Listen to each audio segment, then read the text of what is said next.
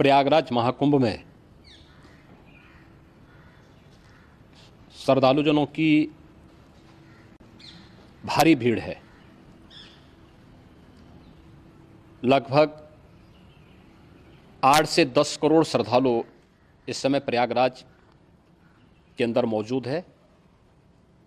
कल भी 5.5 करोड़ श्रद्धालुजनों ने महाकुंभ का स्नान किया था। ये जो भारी दबाव श्रद्धालुजनों के कारण और श्रद्धालुओं के संगम नोच पर जाने के कारण वहाँ पर एक बना हुआ है, लेकिन पूरा प्रशासन मौके पे वहाँ मौजूद है। रात्रि को 1 से 2 बजे के बीच में अखाड़ा मार्ग पर, जहाँ पे अखाड़ों के अमृत स्नान के दृश्य से बैरिकेड्स भी किए गए थे, तो बैरिकेड्स को फांद करके आने में कुछ श्रद्धालु गंभीर रूप से घायल हुए हैं। उन्हें तत्काल हॉस्पिटल में पहुंचा करके उपचार आदि की व्यवस्था उनके लिए की गई है। उनमें से कुछ श्रद्धालु गंभीर रूप से घायल हैं। लगातार प्रशासन स्थानीय स्तर पर श्रद्धालुओं की सकुशल स्नान कराने की रीत से रात्रि को कल सायंकाल 6:30-7 बजे से ही मौनी अमावस्या का मुहूर्त प्रारंभ होने के बाद से ही लगातार लगा हुआ है। प्रयागराज में महाकुंभ में श्रद्धालुजनों के सकुशल स्नान करने, अमृत स्नान के लिए देश भर से आए हुए श्रद्धालुजनों की व्यवस्था के लिए, उनके कुशल क्षेम के लिए आदरणीय प्रधानमंत्री जी का प्रातःकाल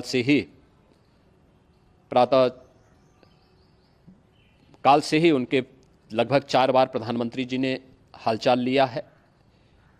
माननीय गृह मंत्री जी ने, माननीय राष्ट्रीय अध्यक्ष भारतीय जनता पार्टी श्री JP नड्डा जी ने,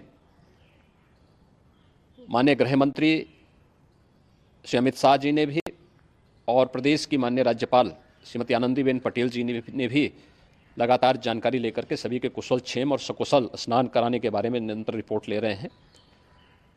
हम लोगों की प्रातःकाल से ही श्रद्धालुजन जो भी आए हैं वे स्नान कर सकें, इसके लिए यहाँ पे उच्च स्तरीय बैठक भी चल रही है, जिसमें मुख्य सचिव भी हैं, DGP हैं, प्रमुख सचिव गृह हैं, मुख्यमंत्री कार्यालय के अपर मुख्य सचिव के साथ साथ ADG लॉ एंड ऑर्डर के साथ साथ अन्य वरिष्ठ अधिकारीगण मौजूद हैं। प्रयागराज में हालात वर्तमान में नियंत्रण में हैं, लेकिन भीड़ का दबाव बहुत बना हुआ है। अखाड़ा परिषद से जुड़े हुए पदाधिकारियों के साथ मैंने स्वयं भी बातचीत की है। आचार्य महामंडलेश्वरों से भी, पूज्य संतों के साथ भी मेरी बातचीत हुई है, और पूज्य संतों ने बड़ी ही विनम्रता के साथ इस बात को कहा है कि नहीं, श्रद्धालुजन पहले स्नान करेंगे और फिर जब उनका दबाव कुछ कम होगा और वे सकुशल वहाँ से निकल जाएंगे, तब हम लोग स्नान करने के लिए संगम की तरफ जाएंगे। अभी पहले श्रद्धालुजनों को, चूँकि देश भर से आए हैं, तो इसके लिए उन्हें सभी अखाड़े इसके लिए सहमत हैं और सभी लोग इस व्यवस्था के साथ जुड़े हुए हैं। लगातार इस दिशा में हम लोगों का प्रयास है कि जो अब तक प्रातःकाल से ही आपने देखा होगा, कल मैंने बताया कि कल लगभग 5.5 करोड़ श्रद्धालु कल महाकुंभ का स्नान किए हैं, और आज प्रातःकाल तक लगभग 8:30 बजे तक 3 करोड़ से अधिक श्रद्धालु स्नान कर चुके हैं, और ये लगातार जारी है। लेकिन संगम नोच पर, अखाड़ा मार्ग पर, नागवासुकी मार्ग पर लगातार दबाव बना हुआ है, और वहाँ पर श्रद्धालुजनों की सुविधा के लिए भी हर प्रकार की वहाँ पर प्रशासन पूरी मुस्तैदी के साथ लगा हुआ है। और इसीलिए मेरी अपील है पूरे प्रदेशवासियों से, पूरे देशवासियों से, और सभी श्रद्धालुओं से भी, सभी पूज्य संतों से भी, कि अफवाह पर कोई ध्यान न दें, संयम से काम लें। ये सब आयोजन सभी लोगों का है। प्रशासन उनकी सेवा के लिए पूरी तत्परता के साथ लगा हुआ है।